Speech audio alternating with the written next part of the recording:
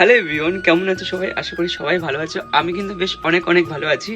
আজকে আমি যেতে চলেছি নৈহাটি। অনেক দিন পর কিন্তু আমি নৈহাটি যাব। আমি গেছি 2025 সালে, আর আজকে হচ্ছে 2026 সাল। আজ হচ্ছে বুধবার, আর ভেবেছিলাম বুধবার সকালবেলায় বের হব, বাট আকাশের অবস্থা খুবই খারাপ, আর প্রচুর বৃষ্টি হচ্ছে সকাল থেকে।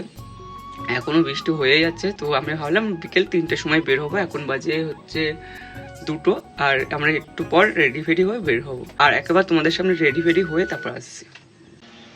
তো আমি কিন্তু এখন পুরোপুরি রেডি হয়ে গেছি যাওয়ার জন্য। আর আজকে আমি পরেছি মেরুন কালার এই পাঞ্জাবিটা। আমার ইচ্ছা ছিল যেহেতু একটা রেড কালারের পাঞ্জাবি পরবো, পরে মন্দিরে পুজো দিতে যাবো, সেটা আমার আজকে সম্পূর্ণ হলো। আর যাই হোক, এত বাইরে বৃষ্টি হচ্ছে, যাই না আদেও যাওয়া হবে কিনা। তাহলে চলো দেখতে থাকো ভিডিওটা, স্কিপ না করে। এই যে আমার ফুল ডালা ফালা আমি ঘর থেকে নিয়ে নিচ্ছি, কেন যদিও ওখানে এত টাকাতে কিনে মালা নেওয়া অসম্ভব ব্যাপার। আর আমার পুরো সাদা প্যান্ট পুরো কালো হয়ে গেছে বেরোনোর সাথে ঘর থেকে। এত জঘন্যতম বৃষ্টি, একদম অপায়া বৃষ্টিকাল, পুরো কালা হয়ে গেছে।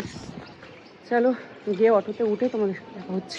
এটা কিন্তু পুরো বাস্তব কথা। মা যতদিন তোমাকে না টানবে, তুমি কিন্তু মায়ের কাছে কোনো দিনও যেতে পারবে না। আমি আর আমার বন্ধু দুজন মিলে কিন্তু অনেক দিন ধরে কিন্তু প্ল্যান করেছি মায়ের কাছে যাবার হচ্ছিল না। এই যে বলে, মা যতদিন না টানে মায়ের কাছে কোনোদিনও যাওয়া যায় না। তো যাই হোক, অনেক বিপদ আপদ মানে বাধা পেরিয়ে কিন্তু ফাইনালি কিন্তু আমি মায়ের কাছে যাচ্ছি। আর সকাল থেকে যে এত বৃষ্টি হচ্ছে, মানে ট্রেন থেকে লাফছি বৃষ্টি, ট্রেন থেকে উঠছি বৃষ্টি, মানে সারাক্ষণ বৃষ্টি আমাদের পিছন ছাড়ছে না, এতটা বৃষ্টি হচ্ছে। অনেক বিপদ পেরিয়ে কিন্তু ফাইনালি কিন্তু আমি মায়ের মন্দিরে এসেছি পুজো দিতে। এসে দেখি মায়ের মন্দিরে সবে সন্ধ্যা আরতি হবে। সন্ধ্যা আরতি দেখলাম, পুজো দিলাম। এতটা ভালোভাবে পুজো দিয়েছি, আমি কিন্তু এর আগে এতটা ভালোভাবে কোনোদিনও পুজো দেইনি। যেহেতু আমি একবার এখানে এসেছি, তাও অতটা ভালোভাবে পুজো দিতে পারিনি, এতটা ভালোভাবে কোনো মন্দিরে আমি পুজো দিতে পারিনি। যারা ভিড়ভাড়টা একদমই পছন্দ করো না, এই সন্ধ্যেবেলায় কিন্তু এসে একবার মায়ের মন্দিরে পুজো দিতেই পারো। দিনের বেলা থেকে রাত্রে আসা অনেক ভালো, যেহেতু যারা ভিড় পছন্দ একদমই করেন তাদের জন্য।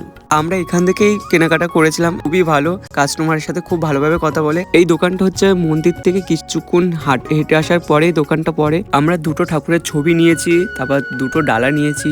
ছবিগুলোর কোয়ালিটিও খুব ভালো, মানে খুব কম বাজেটের মধ্যে হয়ে যাবে। আমি একটা মানত করেছিলাম, সেই মানতের জন্য যেহেতু সুতো কাটতে এসেছিলাম, পুজোটা মেন আমার সুতো কাটা নিয়েই।